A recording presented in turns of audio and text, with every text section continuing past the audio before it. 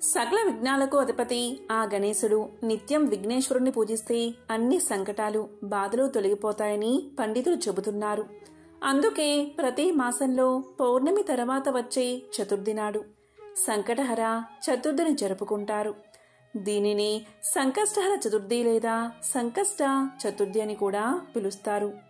ఈ రోజున ఆ స్వామివారిని నిండు మనసుతో ఆరాధిస్తే అన్ని సంకటాలు తొలగిపోతాయని గణపతి పురాణం చెప్తుంది. ప్రతి నెలలో కృష్ణపక్ష చవితి రోజు సంకష్టహర చతుర్థి వ్రతాన్ని ఆచరిస్తారు. మానవుల కష్టాల నుంచి గట్టెక్కించేది సంకటహర చతుర్థి వ్రతం. గణపతికి అత్యంత ప్రీతిపాత్రమైన తిథుల్లో ప్రధానమైనది చవితి తిథి. అయితే ఈ చవితి లేదా చతుర్థి పూజను రెండు రకాలుగా ఆచరిస్తారు. మొదటిది వరద చతుర్థి, రెండవది సంకష్టహర చతుర్థి. అమావాస్య తర్వాత వచ్చే చతుర్థి రోజున చేసే వ్రతాన్ని వరద చతుర్థి అని, పౌర్ణమి తర్వాత వచ్చే చతుర్థి రోజున చేసే వ్రతాన్ని సంకష్టహర చతుర్థి లేదా సంకటహర చతుర్థి వ్రతము అంటారు. మరి ఎంతో విశేషమైన ఈ సంకష్ట చతుర్థి వ్రత మహత్యాన్ని తెలిపే ఈ కథలను విన్నా, చదివినా, చెప్పినా, వినిపించినా జన్మల పాపాలు తొలగి కోటి జన్మల పుణ్యం వస్తుంది. అన్ని ఆటంకాలు తొలగి ప్రతి పనిలోనూ మీదే విజయం కలుగుతుంది. మరి ఆ కథలేంటో ఇప్పుడు ఈ వీడియోలో తెలుసుకుందాం.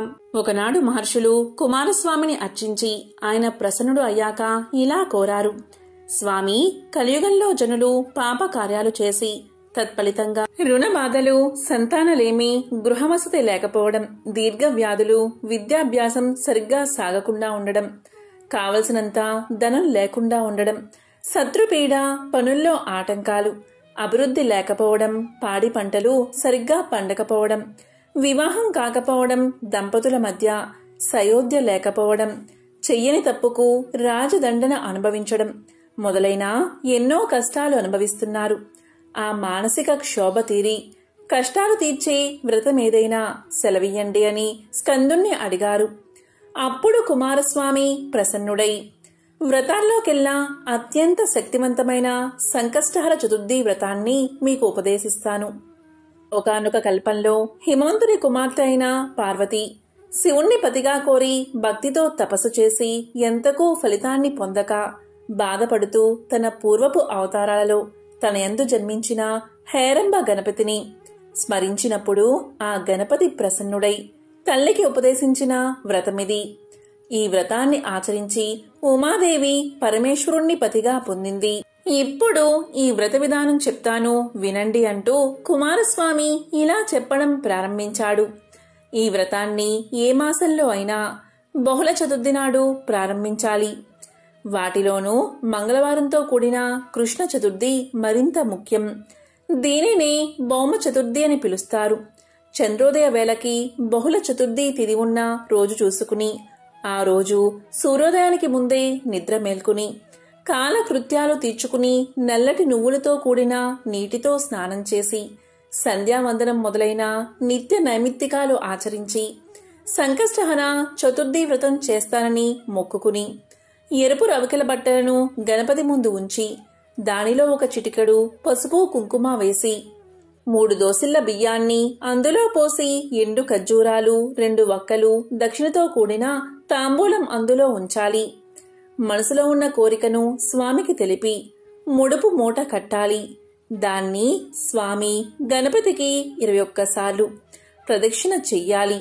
ఉదయమంతా ఆహారం తీసుకోకుండా కేవలం పాలు, పళ్ళు మాత్రమే తీసుకోవాలి. ఆ పూటంతా మౌనంగా ఉండాలి. మనసులో గణపతి నామస్మరణ చేస్తూ ఉండాలి. సూర్యుడు అస్తమించాక తలస్నానం చేసి దీపం వెలిగించి శ్రీ సంకష్టహర చతుర్థి వ్రతాన్ని ఆచరించాలి. ముడుపుగట్టిన బియ్యం ఉపయోగిస్తూ తీపి పొంగలి, కుడుములు చేసి స్వామికి నివేదించాలి. వ్రతము అర్ఘ్యాలు అయిన తర్వాత అతిథులని గణేశ స్వరూపంగా భావించి ప్రసాదం కాని భోజనం కాని పెట్టాలి. ఆ ముందు రోజు ఆ రోజు బ్రహ్మచర్యాన్ని పాటించి దైవనామ స్మరణతో లౌకిక విషయాల మీదకి మనస్సు పోకుండా చూసుకోవాలి. ఇలా ఈ వ్రతాన్ని ఆచరిస్తే కోరికలు శీఘ్రంగా నెరవేరతాయి. 12 సార్లు చేస్తే ఈ వ్రతానికి వ్రతసిద్ధి కలుగుతుంది అని కుమారస్వామి తెలియచేశాడు. ఒకానొకనాడు ఇంద్రుడు తన విమానంలో ఇంద్రలోకానికి వెళ్తూ ఉండగా అనేక పాపాలు చేసిన ఒకానొక వ్యక్తి ఆకాశంలో పయనించి ఆ విమానం పైన దృష్టి సారించాడు. అతని దృష్టి సోకగానే ఆ విమానం చటుక్కున భూమిపై అర్ధాంతరంగా ఆగిపోవడం జరిగింది. ఆ ఇంద్ర విమానం యొక్క అద్భుతమైన వెలుగుకి ఆశ్చర్యపోయిన ఆ దేశపు రాజు శూరసేనుడు గబగబా బయటకు వచ్చి ఆ అద్భుతానికి ఆశ్చర్యపోతూ తిలకించసాగాడు. ఇంద్రుని చూసి ఎంతో సంతోషానికి లోనైన మహారాజు ఆనందంతో నమస్కారం చేశాడు. అక్కడ విమానం ఎందుకు ఆపారో కారణం అడిగాడు. అప్పుడు ఇంద్రుడు, ఓ రాజా, మీ రాజ్యంలో పాపాలు అధికంగా చేసిన వ్యక్తి ఎవరిదో దృష్టి సోకి విమానం మార్గమధ్యలో అర్ధాంతరంగా ఆగింది అని చెప్పాడు. అప్పుడు ఆ రాజు, అయ్యా, మరి మళ్లీ ఆగిపోయిన విమానం ఎలా బయలుదేరుతుంది అని అడగ్గా అప్పుడు ఇంద్రుడు ఇలా చెప్పాడు. ఇవాళ పంచమి, నిన్న చతుర్థి. నిన్నటి రోజున సాయంత్రం వరకు ఎవరైతే ఉపవాసం చేసి సంకష్టహర గణేశ వ్రతాన్ని చేస్తారో వారి పుణ్యఫలాన్ని నాకిస్తే నా విమానం తిరిగి బయలుదేరుతుంది అని చెప్పాడు. అదేవిధంగా సంకష్టహర చతుర్థి వ్రతం యొక్క మహత్యాన్ని తెలిపే కథలను ఇలా చెప్పడం ప్రారంభించాడు ఇంద్రుడు. పూర్వకాలంలో కృతవీర్యుడు అనే మహారాజు ఉండేవాడు. ఆ మహారాజు తన తండ్రి బ్రహ్మ ద్వారా తెలుసుకున్న సంకష్ట చతుర్థి వ్రతాన్ని తనకు కల్లో ఉపదేశించాక ఎంతో శ్రద్ధగా ఆ వ్రతాన్ని ఆచరించడమే కాకుండా ఏకాక్షర మంత్రాన్ని కూడా శ్రద్ధగా ఉపాసించాడు. కృతవీర్యుడి భక్తి ప్రపత్తులకు మెచ్చిన గజాననుడు ప్రత్యక్షమై అతనికి సంతాన భాగ్యాన్ని ప్రసాదించాడు. ఒక శుభముహూర్తంలో కృతవీర్యుడి భార్య గర్భాన్ని ధరించింది. 9 మాసాలు నిండాక ఒక పుత్రుణ్ణి ప్రసవించింది. అయితే ప్రారబ్ధవశాత్తు ఆ పిల్లవాడు 2 అందమైన తలలతో, చేతులు కాళ్ళు సరిగ్గా లేని వికృతమైన శరీరంతో జన్మించాడు. అలాంటి శిశువును చూసి మహారాణి ఎంతో కుమిలిపోయింది. అయ్యో, ఏ జన్మలో ఏ పాపం చేశానో కదా ఈనాడు నాకు ఇలాంటి వికారమైన పుత్రుడు జన్మించాడు. ఆ గజాననుడి వ్రతం చేసినా ఆయనకి మా మీద జాలి కలగలేదా? ఇలాంటి వాణ్ణి కనడం కన్నా గొడ్రాలిగా ఉండడమే మంచిది కదా. విప్రుల ఆశీర్వచనాలన్నీ అసత్యాలేనా? ఇక నేనేం చెయ్యాలి? ఈ పిల్లవాణ్ణి ఎలా పెంచాలి అని దీనంగా దుఃఖించసాగింది. రాణి ఏడుపు విని మందిరంలోకి వచ్చాడు కృతవీర్యుడు. అక్కడ రాణి పొత్తిళ్లలో వికారంగా జన్మించిన పుత్రుణ్ణి చూశాడు. ఆయన హృదయం కూడా ఎంతో చలించిపోయింది. 2 చేతులు పైకెత్తి, ఓ గణనాథ, ఇదేనా నీ భక్తుడికి నీవిచ్చే వరం? నిన్ను ఒక్కసారి స్మరిస్తేనే సకల పాపాలు తొలగిపోతాయి అంటారే. మరి నేను ఎంతో శ్రద్ధాభక్తులతో నిన్ను ఆరాధించాను కదా. నేనేం పాపం చేశాను స్వామి? ఇన్నాళ్ళు సంతానం కోసం ఎదురు చూసినందుకు ఇదా ఫలితం అని విలిపించాడు. అప్పుడు మంత్రులు, పురోహితులు అక్కడికొచ్చి కృతవీర్యుణ్ణి, అతడి భార్యని ఓదారుస్తూ ఇలా పలికారు. మహారాజా, కర్మగతిని ఎవరూ తప్పించలేరు. లోకంలో శ్రీరాముడు, ధర్మరాజు లాంటి వాళ్లే ఎన్నో కష్టాలు పడ్డారు. ఇక మానవులమైన మనమెంత? మీరిలా ఎంత బాధపడ్డా మీ కుమారుడికి పూర్తి అవయవాలు వస్తాయా? ఏదైనా కాలానుగుణంగా ప్రాప్తించాల్సినవే అని హితబోధ చేశారు వారు. వారి మాటలతో కృతవీర్యుడు కొంత శాంతించాడు. నెమ్మదిగా తాను ధైర్యాన్ని తెచ్చుకుని భార్యను కూడా ధైర్యం తెచ్చుకోమని చెప్పాడు. క్రమంగా ఆ దంపతులు పిల్లవాడి భారాన్ని గజాననుడికే వదిలేసి ఆ బాలుడికి యథోచిత సంస్కారాలు చేశారు. ఎంతోమంది విప్రులకి, పండితులకి, బీద సాధలకి అన్న వస్త్రదానాలు చేశారు. ఇలా 11 రోజులు గడిచాక తమ కుమారుడికి కార్తవీర్యుడు అనే పేరు పెట్టారు. నగరమంతా ఉత్సవాలు జరిపించారు. అందరికీ దాన ధర్మాలు చేశారు. ఎంతో ప్రేమగా పిల్లాన్ని పెంచసాగారు. ఆ విధంగా 12 సంవత్సరాలు గడిచాయి. ఒకనాడు దత్తాత్రేయుల వారు కృతవీర్యుడి ఆస్థానానికి వచ్చారు. దీంతో మహారాజు ఆయన్ని ఘనంగా స్వాగతించి అతిథి మర్యాదలు చేసి గౌరవించాడు. దత్తాత్రేయుల వారు సుఖంగా కూర్చున్నాక ఆయన పాదాల మీద పడి, మహాత్మా, మీ రాకతో మా రాజ్యమెంతో పవిత్రమైనది, మా జీవితాలు ధన్యమయ్యాయి. మీలాంటి పుణ్యాత్ముల దర్శనం దుర్లభం. ఎంతో పుణ్యం చేసుకుంటే గాని మీ దర్శనం లభించదు. స్వామి, నన్ను, నా కుటుంబాన్ని, నా రాజ్యాన్ని ఆశీర్వదించండి అని కోరాడు. ఇక దత్తాత్రేయుల వారు చిరునవ్వుతో ఇలా పలికారు, రాజా, నేను నీ కుమారుణ్ణి చూద్దామని వచ్చానయ్యా. ఏడి, ఇటు తీసుకురా అని అనగాని కృతవీర్యుడు పరిజనుణ్ణి పంపించి వికలాంగుడైన తన కుమారుణ్ణి దత్తుల వారి దగ్గరికి తెప్పించాడు. స్వామి కార్తవీర్యుణ్ణి పరిశీలనగా చూశాడు. అప్పుడు కృతవీర్యుడు, మహానుభావా, నేనెంతో తపించి గణేశుణ్ణి ఆరాధించి ఆయన మంత్రాన్ని కఠోర దీక్షతో ఆచరించాను. ఆ ప్రభువుకి నా మీద దయ కలగలేదో ఏమో, ఇలాంటి అంగవికలుడైన పుత్రుణ్ణి ప్రసాదించాడు. నా దురదృష్టం గురించి ఇంకేం చెప్పను. నాలాంటి అభాగ్యుడు లోకంలో ఇంకెవడూ ఉండడు. దయచేసి నా కుమారుడి అంగవైకల్యం తొలగిపోయే దారి చూపించండి స్వామి. జన్మ జన్మలకి మీకు రుణపడి ఉంటా అని దీనంగా ప్రార్థించాడు. అప్పుడు దత్తాత్రేయుల వారు ఇలా పలికారు, మహారాజా, నీవేం బాధపడకు. ఇప్పుడే నీ కుమారుడి గురించి, అతడి భవిష్యత్తు గురించి ధ్యానంలో చూశాను. నీ పుత్రుడు సామాన్యుడు కాదు. అసమాన పరాక్రమవంతుడుగా ఈ విశ్వంలో ఎంతో పేరు తెచ్చుకుంటాడు. లోకంలో ఉన్న రాజులందరినీ ఓడించి భూమండలానికి సార్వభౌముడు అవుతాడు. ఇక నీ కుమారుడికి అంగవైకల్యం ఎందుకు కలిగింది అంటే, ఆనాడు సంతానం కోరి నీవు సంకష్ట చతుర్థి వ్రతాన్ని ఆచరించే సమయంలో రాత్రిపూట చెయ్యాల్సిన జాగరణ విషయంలో కొంత అశ్రద్ధ చూపావు. శుద్ధ ఆచమనం లాంటి కొన్ని నియమాలను అస్సలు నువ్వు పాటించలేదు. దాంతో వ్రతానికి లోపం కలిగింది. అందుకే నీకిలా అంగవిహీనమైన పుత్రుడు జన్మించాడు అని చెప్పి కృతవీర్యుడి కుమారుణ్ణి దగ్గరకు తీసుకుని అతని చెవిలో సాంగోపాగంగా గణపతి ఏకాక్షర బీజమంత్రాన్ని ఉపదేశించాడు దత్తాత్రేయుడు. నాయనా కార్తవీర్య, నేను ఉపదేశించిన ఈ దివ్య మంత్రాన్ని భక్తిగా ఉపాసించు. ఈ విధంగా ఏకభుక్తంతో 12 సంవత్సరాలు తపస్సు చేస్తే భక్తవరదుడైన గణేశుడు నీకు సాక్షాత్కరిస్తాడు. ఆ మహాదేవుడి దివ్య దృష్టి నీ మీద పడితే చాలు, నీ వికార ఆకారం పోయి దివ్య శరీరాన్ని పొందుతావు అని ఆశీర్వదించి రాజు దగ్గర వీడ్కోలు తీసుకుని వెళ్లిపోయాడు దత్తాత్రేయుడు. కార్తవీర్యుడు తండ్రి దగ్గరకు వెళ్లి, నాన్నగారు, దత్తాత్రేయుల వారు చెప్పినట్టే నేను గజానుడి కోసం తపస్సు చేస్తాను. అందుకు అవసరమైన ఏర్పాట్లు చెయ్యండి అని కోరాడు.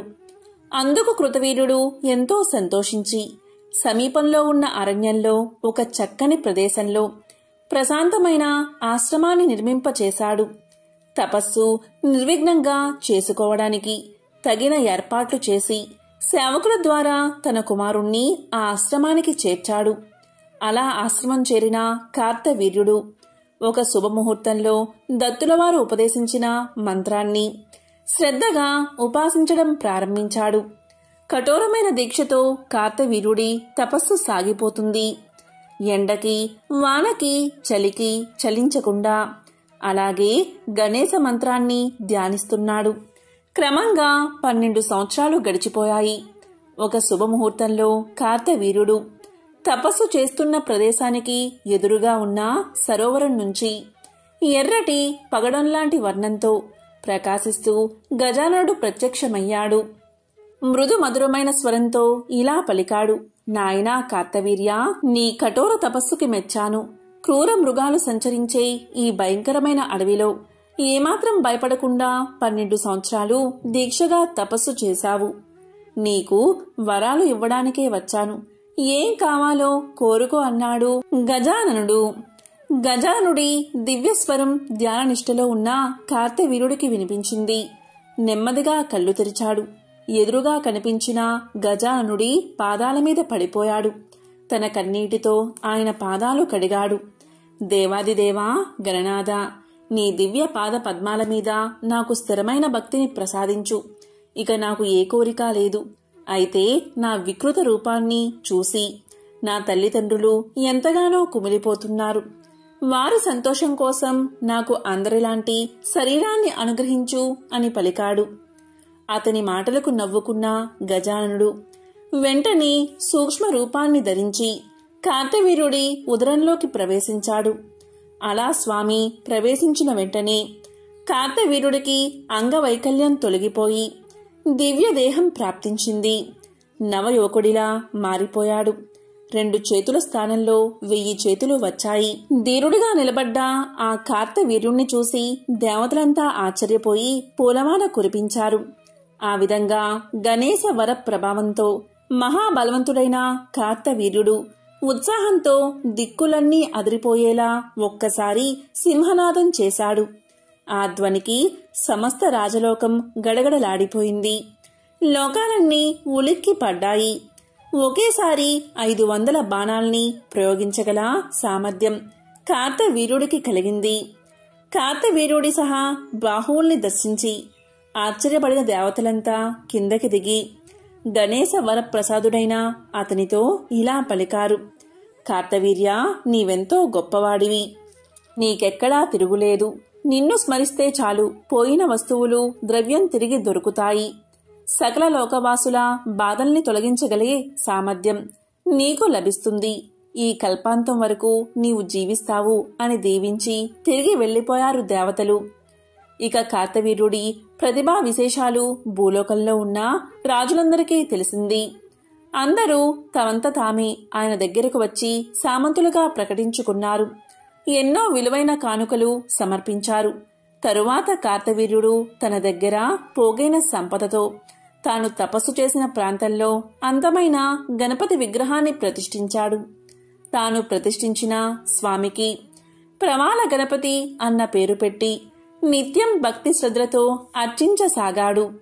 నాటి నుంచి ఆ దివ్యక్షేత్రం ప్రమాణ క్షేత్రం అనే పేరుతో సుప్రసిద్ధమైంది. ఆ క్షేత్రంలో చేసే తపస్సు సద్యో ఫలితాల్ని ఇస్తుంది. అక్కడే పూర్వం ఆదిశేషుడు భూభారాన్ని మోసే సామర్థ్యాన్ని, సర్వజ్ఞత్వాన్ని 1000 పడగల్ని గణేశుడి అనుగ్రహంతో పొందాడు. ఆ విధంగా తనకు వరాలు లభించిన ఈ క్షేత్రం మీద ప్రేమతో అక్కడికి వచ్చి తాను కూడా ఒక గణపతి ప్రతిమని స్థాపించాడు. ఆ మూర్తికి ధరణీధరుడు అనే పేరు.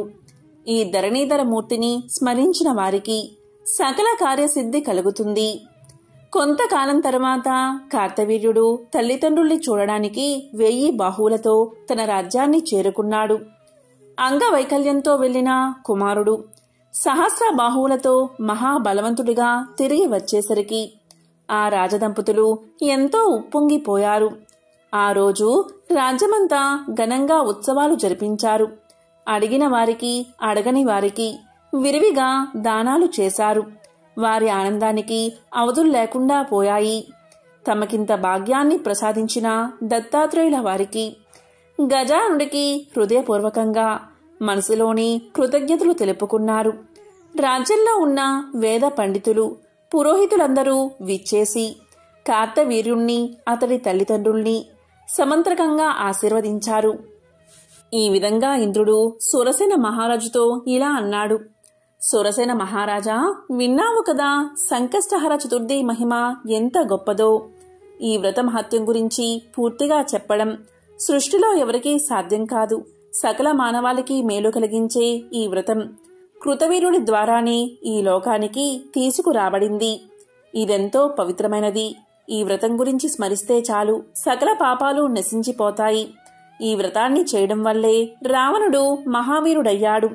పాండవులు దీన్ని ఆచరించే కోల్పోయిన తమ రాజ్యాన్ని తిరిగి పొందారు. ఇక నీవు మా విమానం పైకెగిరే మార్గం చూడు అన్నాడు ఇంద్రుడు. ఇంద్రుడి ద్వారా గణేశ చతుర్థి వ్రతమహత్యాన్ని విన్న సురసేన మహారాజు ఎంతో సంతోషించాడు. తన భటుల్ని పిలిచి, మీరంతా మన రాజ్యంలో నలుమూలలకి వెళ్ళండి.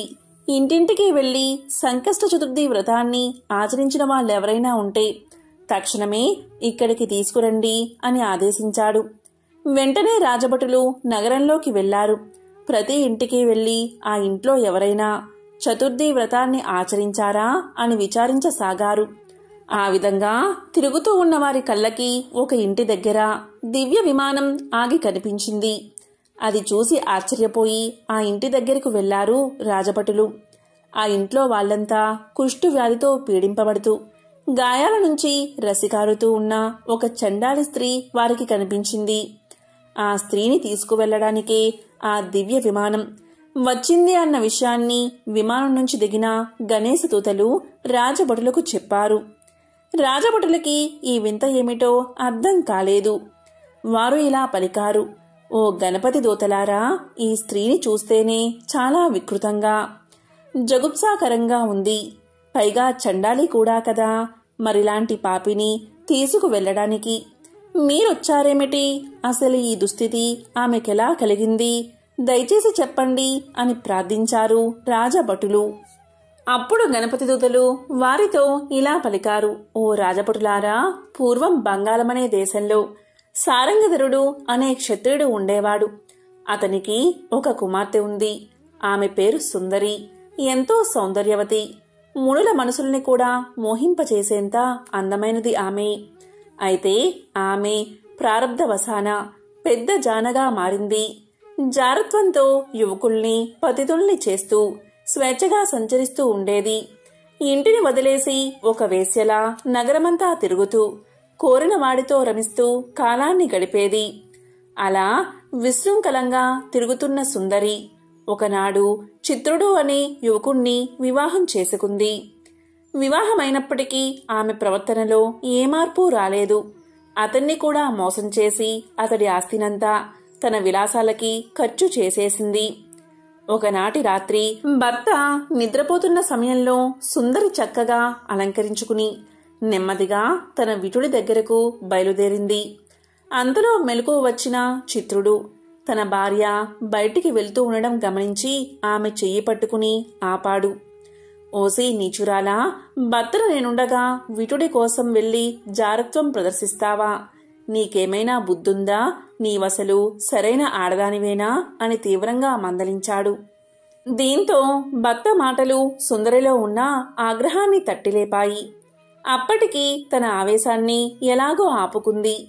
కొద్ది రోజులు అయిన తర్వాత ఒకనాటి అర్ధరాత్రి చిత్రుడు నిద్రపోతున్న సమయంలో ఒక పెద్ద కత్తితో అతన్ని పొడిచి తన విటుడితో పారిపోయింది. మర్నాడు ఉదయం ఈ విషయాన్ని ఇరుగు పొరుగువారు తెలుసుకుని చిత్రుడి దీనస్థితికి జాలిపడి వారే అతనికి అంత్యక్రియలు చేయించారు. దీనంతటికీ కారకురాలైన సుందరి గురించి రాజుగారికి ఫిర్యాదు చేశారు. రాజు వెంటనే ఆమెను పట్టుకుని బంధించి తెమ్మని భటుల్ని పంపగా వారు దారి కాచి ఒకనాడు సుందరిని బంధించి రాజు ముందు నిలబెట్టారు. ఇక మహారాజు ఆమె చేసిన పాపాలకి మరణశిక్ష విధించాడు. భటులు వెంటనే దాన్ని అమలు చేశారు. సుందరి మరణించగానే యమదూతలు వచ్చి ఆమెను ఈడ్చుకుపోయి నరకలోకంలో పడేశారు. ఆ నరకంలో ఎన్నో రకాల యాతనలు పడుతూ తాను చేసిన తప్పుల్ని గుర్తు తెచ్చుకుంటూ ఎంతో దుఃఖించింది సుందరి. అలా నరకంలో ఒక కల్పాంతం వరకు శిక్షలు అనుభవించిన ఆమె తిరిగి ఒక చండాల స్త్రీగా కుష్టు వ్యాధితో మీ రాజ్యంలో జన్మించింది. ఒకనాడి చండాలి బాగా మద్యం తాగి మతి తప్పి భిక్షాటన కోసం ఇల్లిల్లు తిరుగుతూ చంద్రోదయ సమయానికి సంకష్ట చతుర్థి వ్రతం చేస్తున్న ఒకడి ఇంటి దగ్గరకు వెళ్ళింది. అక్కడ వారు పెట్టిన గణేశుడి ప్రసాదాన్ని భుజించింది. ఆ సమయంలో గణేశుణ్ణి మనసారా స్మరించింది. ఆనాడు ఈమె చేసిన పుణ్యం కారణంగాని గణేశ లోకానికి వెళ్లే అర్హత సంపాదించుకుంది. అందుకే ఈమెని సశరీరంగా తీసుకువెళ్లడానికి వచ్చాం అన్నారు గణేశ దూతలు. ఈ కథనంతా విన్న రాజభటులు తమ రాజు తమని ఎందుకు పంపింది, ఇంద్రుడి విమానం ఎలా కూలిపోయిందో, అది తిరిగి పైకి లేవాలంటే ఏం చెయ్యాలి అన్న విషయాన్ని మొత్తం గణపతి దూతలకు చెప్పి, ఓ గణేశ దూతలారా, మా ప్రభువు ఇంద్రుల వారికి మాటిచ్చాడు. ఇంద్రుడు కూడా దేవలోక ప్రభువే కదా. మీరు దయతలచి ఈ చండాల్ని మాతో పంపిస్తే ఈమె చేత చతుర్థి వ్రత దర్శనం ద్వారా ఆమెకు లభించిన పుణ్యాన్ని దారపోయించి ఇంద్రుడి విమానాన్ని తిరిగి వెళ్లిపోయేలా చేస్తాం. దయచేసి మా మాట మన్నించండి అని కోరారు. అప్పుడు గణపతి దూతలు ఇలా పలికారు, ఓ రాజభటులారా, ఈమెను మీతో పంపడం కుదరదు. అందుకు మా ప్రభువు అనుమతి లేదు. ఇక మీరు వెళ్ళొచ్చు అంటూ ఆ చండాల స్త్రీని నెమ్మదిగా తమ విమానం ఎక్కించారు. విమానం ఎక్కడంతోటే ఆమెకి దివ్య శరీరం ప్రాప్తించింది. మంగళనాదాలు వినిపిస్తూ ఉండగా గణేశ దూతలు ఆమెతో సహా గణపతి లోకానికి బయలుదేరారు. ఈ విషయాన్ని పరుగున వెళ్లి సూరసేనుడికి చెప్పారు భటులు. అంతలో గణపతి లోకానికి వెళ్తున్న విమానం నలువైపులా దివ్య కాంతుల్ని వెదజల్లుతూ నింగిలోకి ప్రయాణిస్తూ వారికి కనిపించింది. ఆ విమానంలోంచి దివ్య రూపాన్ని ధరించిన చండాలి ఒక్కసారి కిందకి చూసింది. ఆమె దివ్య దృష్టి ఇంద్రుడి విమానం మీద పడింది. అంతే, ఆమె పుణ్య ప్రభావంతో ఇంద్రుడి విమానం పైకి లేచింది. ఈ దృశ్యాన్ని చూసి అందరూ ఆశ్చర్యపోయారు. ఇక సూరసేనుడు ఇంద్రుడికి వీడ్కోలు చెప్పి ఈ వింతను తలుచుకుంటూ అంతఃపురానికి వెళ్లిపోగా దివ్య శరీరాన్ని ధరించిన చండాలి గణపతి లోకాన్ని చేరుకుంది.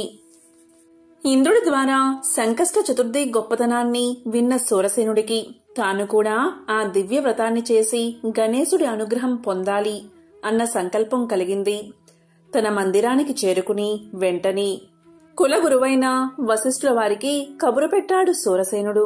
ఆయన రాగానే అర్ఘ్యపాద్యాలతో సత్కరించి, మహానుభావా, గురుదేవా, నేనిటీవలే ఇంద్రుడి ద్వారా సంకష్ట చతుర్థి వ్రతం గొప్పతనం తెలుసుకున్నాను.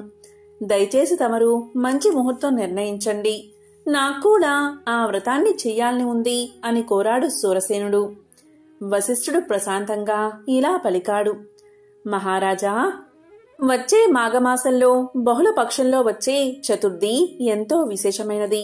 ఎందుకంటే ఆ రోజు మంగళవారం కూడా కలిసి వచ్చింది.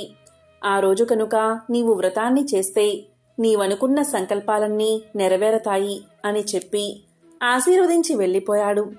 ఇక సూరసేనుడు వశిష్ఠుడు చెప్పినట్లుగానే మాఘమాస కృష్ణపక్ష అంగారక చతుర్థి నాడు సకల సంబారాలతో అత్యంత వైభవంగా సంకష్టహర చతుర్థి వ్రతాన్ని ఆచరించాడు. వ్రతం తర్వాత యథావిధిగా విప్రులకి భోజ తాంబూలాల్ని దక్షిణ్ణి సమర్పించి వారిద్దరినీ సంతృప్తిపరిచాడు. గణపతికి చంద్రుడికి అర్ఘ్యాలు ఇచ్చి విప్రులందరి భోజనాలు ముగిశాక తాను బంధుమిత్రులతో కలిసి భోజనం చేశాడు. ఆ సందర్భంగా 10,000 గోవుల్ని దానం చేశాడు. ఆ రాత్రంతా వినాయక వ్రత కథల్ని, చతుర్థి వ్రత మహత్యం గురించి వింటూ తెల్లవారు గణేశ భజనతో జాగారం చేశాడు. మర్నాడు ఉదయం యథావిధిగా గణపతికి షోడశోపచార పూజ చేసి తాను పూజించిన బంగారు గణపతి ప్రతిమని ఎర్రటి పట్టు వస్త్రంతో సహా కులగురువైన వశిష్ఠుల వారికి వాయనం ఇచ్చాడు. ఈ విధంగా శాస్త్రోక్తంగా వ్రతాన్ని ఆచరించడంతో గణపతి సంతోషించి అతని కోసం దివ్య విమానాన్ని పంపించాడు. విమానం సరాసరి వచ్చి సూరసేనుడి ముందు ఆగింది. అందులోంచి దిగిన గణపతి దూతలు, సూరసేన, నీ పుణ్యం ఫలించింది. గజాననుడు నిన్ను సశరీరంగా తన దగ్గరకు తీసుకురమ్మని మమ్మల్ని పంపించాడు అని అన్నారు. వారి మాటలు వినగానే సూరసేనుడికి ఆనందంతో నోట మాట రాలేదు. గణేశుడి అనుగ్రహానికి మురిసిపోయాడు. ఓ గణనాథ దూతలారా, ఈ రోజు నా జన్మ ధన్యమైనది. సకల దేవతలతో ఆరాధించబడే గజాననుడు నా కోసం విమానం పంపించాడు అంటే నేనెంత ధన్యున్నో కదా. అయ్యా, నాదొక చిన్న విన్నపం. నా ప్రజలు నాకు కన్న బిడ్డల్లాంటి వాళ్ళు కూడా నన్ను కన్న తండ్రిలా భావిస్తారు.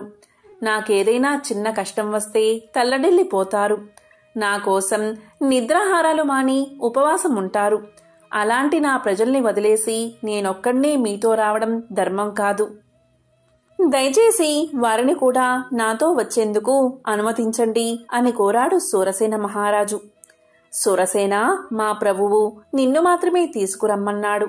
అయితే నీవింత నిస్వార్థంగా ప్రజాక్షేమం కోసం అడుగుతున్నావు కనుక కాదనలేకపోతున్నా. మా ప్రభువు ఆగ్రహిస్తే సహిస్తామని చెప్పి అతనితో పాటు రాజ్యంలోని ప్రజల్ని కూడా విమానం ఎక్కించారు. అది సామాన్యమైన విమానం కాదు. ఎంతమంది ఎక్కినా మరొకరికి చోటు సరిపోయే దివ్య విమానం. గణపతిలోక విమానాన్ని ఎక్కగానే ప్రజలందరికీ అందరికీ దివ్య శరీరాలు వచ్చేశాయి. అందమైన వస్త్రాల్ని, ఆభరణాల్ని పొందిన వారంతా ఆహా, ఏమి మా భాగ్యం అని పొంగిపోయారు. ఇదంతా మన మహారాజుగారి దయే, అందుకే మనకి భాగ్యం పట్టింది అని ఉప్పొంగిపోతూ సూరసేనుణ్ణి గొప్పగా కొనియాడారు. ఆ సమయంలో గణపతి దూతలు విమానాన్ని పైకి లేపడానికి ప్రయత్నించారు. అయితే అది నేల మీద నుంచి ఒక్క అంగుళం కూడా పైకి లేవలేదు. కారణం ఏమిటా అని విమానమంతా పరిశీలించగా అందులోకి ఒక కుష్ఠరోగి ఎక్కాడు. అప్పుడు ప్రజలంతా రాజుతో, మహారాజా, ఆ రోగిని దింపేస్తే విమానం పైకి ఎగురుతుంది, మీరు అనుమతి ఇస్తే దింపేస్తామని అభ్యర్థించారు. గణపతి దూతలు కూడా అది నిజమేనని చెప్పి కుష్ఠరోగిని దింపాలని ప్రయత్నం చేశారు. అప్పుడు సూరసేనుడు ఇలా పలికాడు. గణనాథుడి దూతలతో ఇలా అన్నాడు, ఈ దీనుణ్ణి వదిలి నేను మీతో రాలేను. దయచేసి మీరంతా మా ఇద్దరినీ వదిలేసి వెళ్ళిపోండి. లేదా ఈ కుష్ఠరోగి ఎవరు, అతడికి రోగం ఎందుకొచ్చింది, ఏం చేస్తే అది తొలగిపోతుంది అన్న విషయాలు చెప్పి పుణ్యం కట్టుకోండి అని ప్రార్థించాడు.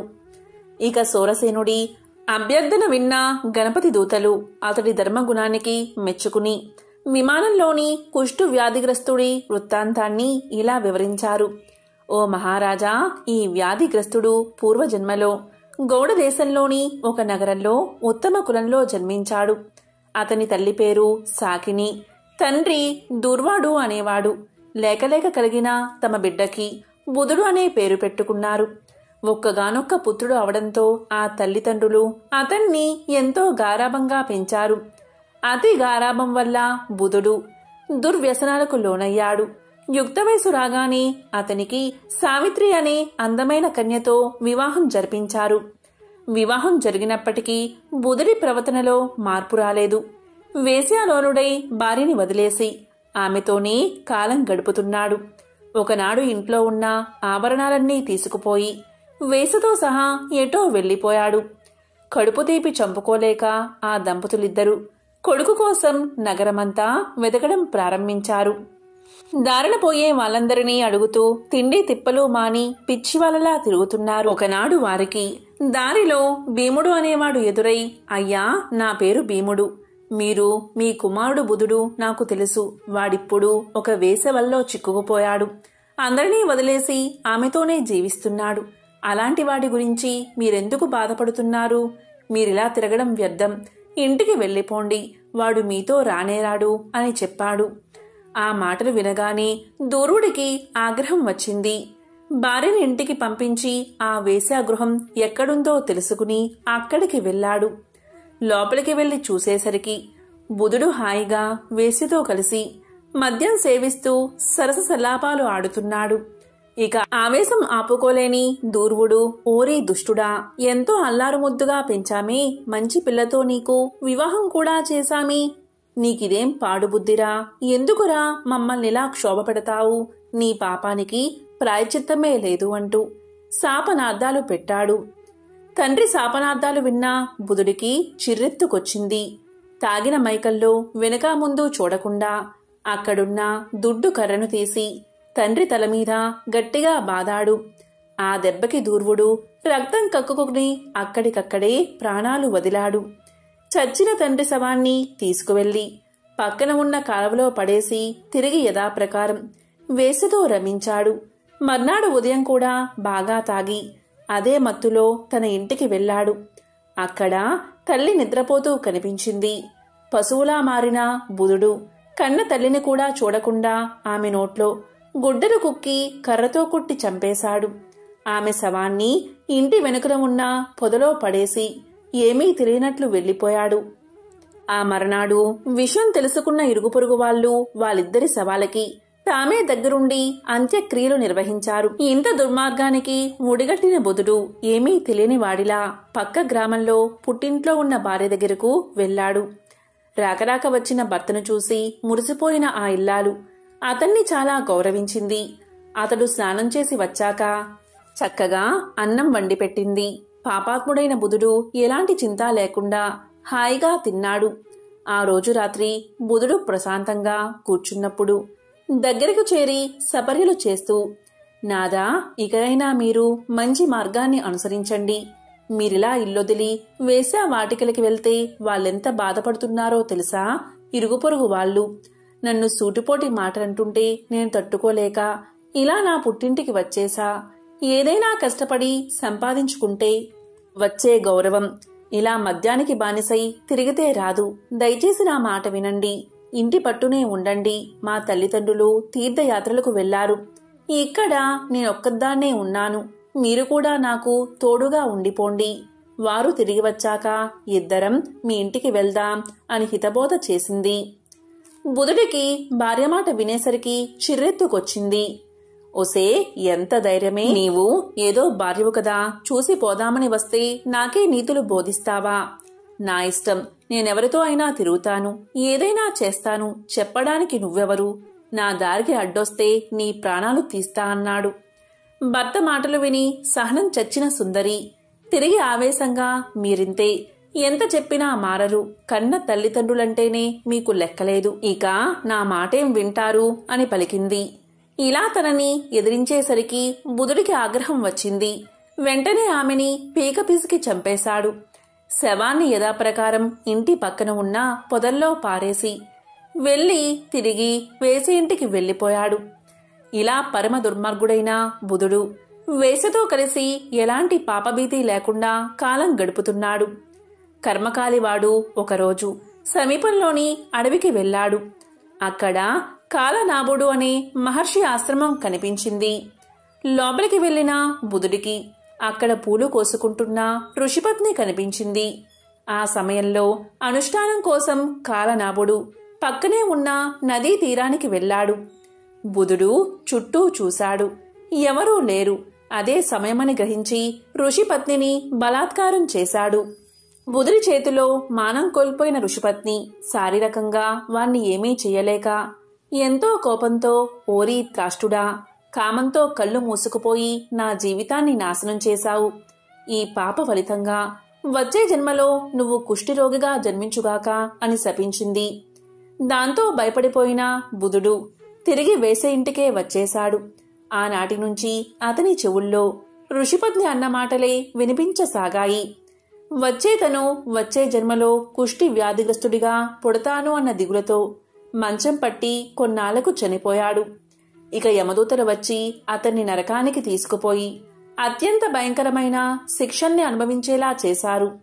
అక్కడొక కల్పం పాటు నానాయాతలు అనుభవించి ఈ జన్మలో ఇదిగో ఇలా కుష్ఠవ్యాధిగ్రస్తుడిగా జన్మించాడు అని పలికారు గణేశ దూతలు. ఇదంతా విన్నా సూరసేనుడికి ఎంతో ఆశ్చర్యం కలిగింది. దూతలారా, దయచేసి నా మాట మన్నించండి. ఈ దౌర్భాగ్యుడి పాపానికి తగిన పరిహారాన్ని చెప్పండి. ఎందుకంటే మనం ఇతల్ని వదిలేసి వెళితే ఒక్కడైపోతాడు అని ప్రాధేయపడ్డాడు. ఇతరుల్ని కూడా తరింప చెయ్యాలి అనే త్యాగబుద్ధి కలిగిన రాజు మాటలకి కరిగిపోయిన గణేశ దూతలు, రాజా, నీ మాట కాదనలేక పోతున్నా. ఈ నికృష్టుడి పాపం పోవాలి అంటే గణేశుడి 4 అక్షరాల దివ్యనామాన్ని నీలాంటి ఉపాసకుడు వాడి చెవులు పఠిస్తే ఆ దివ్యనామ శ్రవణంతో వాడు చేసిన మహాపాపాలన్నీ నశించిపోతాయి అని చెప్పారు. ఇక సూరసేనుడు ఎంతో సంతోషించి వెంటనే ఆ కుష్ఠరోగి దగ్గరకు వెళ్లి అతని చెవిలో గజానన అనే 4 అక్షరాల గణపతి నామాన్ని పఠించాడు. మహిమాన్వితమైన గజానన నామం వినగాని ఆ కుష్ఠరోగి చేసిన పాపాలన్నీ నశించిపోయాయి. అందరూ ఆశ్చర్యంగా చూస్తూ ఉండగా అతడి శరీరం మీదున్న పుల్లన్నీ మాడిపోయి దివ్య శరీరం ప్రాప్తించింది. అందమైన యువకుడిగా మారిపోయాడు. మహారాజు ఎంతో సంతోషించాడు. అప్పుడు గణపతి దూతలు సునాయాసంగా విమానాన్ని పైకి లేపగా అందరూ కలిసి గణేశ లోకానికి చేరుకున్నారు. ప్రళయకాలంలో శ్రీ మహావిష్ణువు నాభి నుంచి వచ్చిన తామర పువ్వుపై బ్రహ్మ అవతరించాడు. ప్రళయం అనంతరం విష్ణువు మేల్కొని జీవన సృష్టి కార్యకలాపాన్ని ప్రారంభించమని తన కొడుకైన బ్రహ్మను ఆదేశించాడు. బ్రహ్మ సృష్టి ఆరంభించాడు. కాని అంతా వక్రంగా ఉంది. అప్పటికి ఎన్నో కల్పాలలో సృష్టి చేస్తూ వస్తున్న బ్రహ్మకు ఈ పరిణామం ఆశ్చర్యాన్ని కలిగించింది. ఆలోచనలో పడ్డాడు బ్రహ్మ. అప్పుడు నారదుడు కార్యక్రమం ఆరంభానికి ముందు వినాయక పూజ చేయనందువల్లే ఈ వైకల్పికం వచ్చిందని గణేశ అర్చనం చెయ్యమని బ్రహ్మకు బోధించాడు. ఇక బ్రహ్మ వినాయకుడి కోసం కఠోర తపస్సు చేశాడు. ప్రత్యక్షమైన వినాయకుడు బ్రహ్మ ఆంతర్యాన్ని గ్రహించి జ్ఞానం, క్రియలు అనే శక్తులను ఉపాసించమని బోధించాడు. బ్రహ్మ ఆ ఉపాసన చేశాడు. అప్పుడు ఆ రెండు శక్తులు సిద్ధి, బుద్ధి అనే రూపాలతో ప్రత్యక్షం అయ్యాయి. బ్రహ్మ కోరిక మేరకు వారిరువురు ఆయన కుమార్తెలుగా జన్మించారు. ఆ తరువాత బ్రహ్మ చేసిన సృష్టి సక్రమంగా కొనసాగింది. సిద్ధి, బుద్ధులు యవ్వనవతులు అయ్యారు.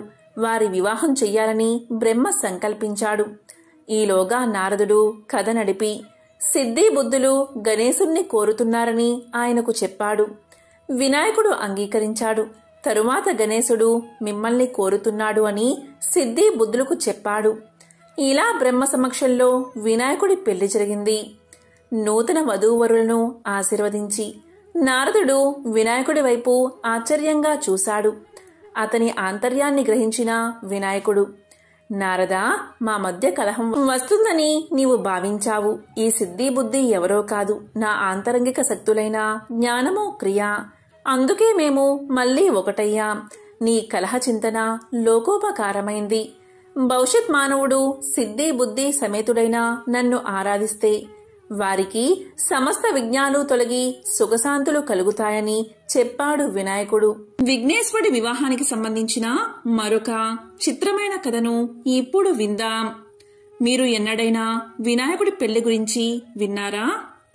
వినాయకుడి తమ్ముడు సుబ్రహ్మణ్యం చాలా అందంగా ఉంటాడు. అన్నకంటే ముందు తమ్ముడి పెళ్లే కుదిరింది. అంగరంగ వైభోగంగా జరిగింది పెళ్లి. ఎక్కడెక్కడో దేవతలో సుబ్రహ్మణ్యుడి పెళ్లికి విచ్చేశారు. దాన్ని చూసిన తర్వాత వినాయకుడికి అనిపించింది, తనకు పెళ్ళైతే బావుంటుంది కదా అని. పెళ్లి హడావుడి తగ్గే వరకు ఆగి తరువాత అమ్మ పార్వతి ఖాళీగా కూర్చున్నప్పుడు ఆమె దగ్గరకు వెళ్లి నిలబడ్డాడు వినాయకుడు. ఇలా పలికాడు, అమ్మా, తమ్ముడి పెళ్లి చేశావు కదా, మరి నా పెళ్లి ఎప్పుడు చేస్తావు అని అడిగేశాడు. దీనికి పార్వతీదేవి దిగాలుగా తన ముద్దుల పెద్ద కొడుకు వైపు చూసింది. లోలోపలే బాధపడింది.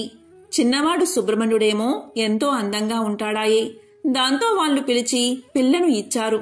మరి నువ్వేమో ఏనుగు తలతో పొడవాటి తొండంతో ఉంటివాయే. పోనీలే అంటే మేం ఎంత చెప్పినా వినక అందరూ పెట్టిన కుడుములు, ఉండ్రాళ్ళు, వడపప్పు తిని అందరూ పోసిన పానకం తాగి తాగి బొజ్జ పెంచావాయే. నీకు పిల్లనిస్తామని ఇప్పుడు ఎవరు ముందుకు రావట్లేదు కదా నాన్నా అని మనసులోనే బాధపడింది. అయినా ఈ సంగతి పిల్లవాడికి ఎలా చెబుతుంది? చిన్న బుచ్చుకుంటాడు కదా, అందుకని పైకి ఏమంది అంటే, బాబూ, నువ్వెళ్ళి పెళ్లి కూతురి కోసం ఒక కొత్త కోక, మంగళసూత్రాలు పట్టుకురా నాయనా, నేనేమో ఈలోగా పిల్లను చూస్తాను అని బుజ్జగించి పంపేసి ఊపిరి పీల్చుకుంది. అమ్మయ్యా, ఇప్పటికైతే సమస్య తప్పింది అనుకుంటూ. అయితే వినాయకుడికి ఇదేమీ తెలియదు కదా. వెంటనే ఆనందంగా తన ఎలుక వాహనమెక్కి భూలోకానికి వచ్చేశాడు. వచ్చి అలసిపోయి ఒక చెట్టు కిందున్న అరుగు మీద కూర్చున్నాడు. ఆ అరుగు చుట్టూతా ఏవేవో గింజలు పడి ఉన్నాయట. ఆ సమయంలో అక్కడి గింజలు ఏరుకు తినేందుకు అక్కడికి ఒక కోడిపుంజు వచ్చింది. వినాయకుడు దాన్ని చూసి, ఓ కోడిపుంజు, ఒకసారి ఇలారా అని పిలవగానే నన్ను పేరు పెట్టి పిలుస్తున్నారు ఎవరా అని దగ్గరకొచ్చింది కోడిపుంజు. చూడగా అక్కడ అరుగు మీద వినాయకుడు కూర్చుని ఉన్నాడు. దాంతో కోడిపుంజు సంతోషంతో ఉబ్బి తబ్బిబ్బైపోతూ గబాల దగ్గరకు వచ్చి రెక్కలు మడిచి నమస్కరిస్తూ, చెప్పండి స్వామి, కులాసానా, నన్ను పిలిచారెందుకు అని అడిగింది.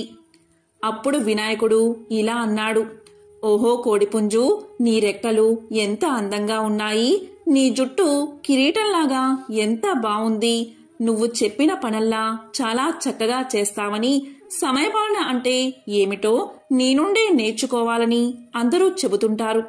మరి నువ్వు నాకు ఒక పని చేసి పెడతావా? చకచకా వెళ్ళి నాకో కొత్త కోక తెచ్చిపెట్టు, మా అమ్మ నాకు పెళ్లి చేస్తుందట అన్నాడు. దానికి కోడిపుంజు, అంత పెద్ద స్వామి తన్ను పొగిడాడే అని సంతోషించింది. దానిది ఏముంది స్వామి, ఒక్క నిమిషంలో పెద్ద బజారుకెళ్ళి వినాయకుడి పెళ్లికి కొత్త కోక కావాలి అని అడిగి తెచ్చేస్తా స్వామి, ఇక్కడున్నట్లే వచ్చేస్తాను అని వేగంగా వెళ్లిపోయింది కోడి. అంతలో అక్కడ మొలిచి ఉన్న పచ్చగడ్డిని తినేందుకు గొర్రెపోతు ఒకటి అటుగా వచ్చింది. దాన్ని చూసి వినాయకుడు భలే మురిసిపోయాడు. ఈరోజు అన్నీ మంచి శకునాలే, నేను తిరగకుండానే అన్ని పనులు ఎలా అయిపోతున్నాయో చూడు అని సంతోషపడ్డాడు. ఓ గొర్రెపోతూ, నాకో పనిచేసి పెట్టరాదు? త్వరలో నా పెళ్లి జరగనున్నది. దానికోసం నువ్వు కంసాలి దగ్గరికెళ్ళి మంగళసూత్రాలు చేయించుకురా, వెంటనే వెళ్ళు అని చెప్పాడు. దానికి గొర్రెపోతూ, ఓహో అలానా స్వామి, అయితే మాకు పప్పన్నం దొరుకుతుందన్నమాట. ఇదిగో ఇప్పుడే వెళ్లి తెస్తాను. అందెంతలోకి మీరడిగారని చెప్పి ఇప్పుడే కంసాలి దగ్గరికి వెళ్లి పట్టుకు వచ్చేస్తాను చూడండి అంటూ వెళ్ళింది. వినాయకుడు అక్కడే ఓ కునుకు తీశాడు. ఆయన లేచి చూసేసరికి సాయంకాలమైంది. పోయినవాళ్లు ఇద్దరూ ఇంకా తిరిగి రాలేదు. ఇక దాంతో వినాయకుడే మెల్లిగా ఎలుక వాహనం ఎక్కి బయలుదేరాడు, ఇద్దరినీ వెతుక్కుంటూ. కొంత దూరం వెళ్లేసరికి కోడిపుంజు కనిపించింది. ఏమే కోడిపుంజు, నా కొత్త కోక ఎక్కడా అని అడిగాడు దాన్ని. అప్పుడు కోడిపుంజు ఇలా పలికింది, స్వామి, మీకోసం కొత్త కోక తీసుకువస్తున్నానా? అంతలో అక్కడ నాకు ఒక జొన్నకంకి కనిపించింది. దాన్ని చూడగానే విపరీతంగా ఆకలి వేసింది. ఒక్క కంకి తినేసి వద్దామని మీ కొత్త కోకను పక్కన పెట్టి కంకి తినేసి వచ్చాను. అలా చేసేసరికి అక్కడ కోకలేదు. దాంతో ఇక మధ్యాహ్నం నుంచి దాన్నే వెతుకుతూ తిరుగుతూ ఉన్నానయ్యా అని చెప్పింది. దాంతో వినాయకుడు ఇలా అన్నాడు, చూడు కోడిపుంజు, నువ్వు కొత్త కోక తీసుకువస్తేనే నా పెళ్లి. అందుకని త్వరగా వెళ్లి వెతుక్కురా, లేకపోతే ఎలుక చేత నిన్ను కొరికించేస్తా, జాగ్రత్త అని బెదిరించాడు. దాంతో కోడిపుంజు కొత్త కోకో అని అరుచుకుంటూ ఆ కొత్త కోక కోసం ఈనాటికి వెతుకుతూనే ఉంది. పాపం ఆ అరుపేనట మనకు కొక్కురొక్కో అని వినబడేది.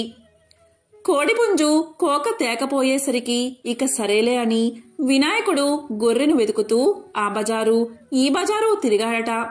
అనుకున్నట్లుగానే గొర్రెపోతు ఎదురయ్యింది. స్వామి కోపంగా, ఏ గొర్రెపోతూ, నా తాలిబొట్టెక్కడా అనగానే అది వణికిపోతూ, స్వామి తమరు అడిగారని చెప్పగానే కంసాలి కనకయ్య తాలిబొట్టు చేసి ఇచ్చేశాడు. ఆ తర్వాత వస్తూ ఉంటే నాకు ఆకలి వేసింది.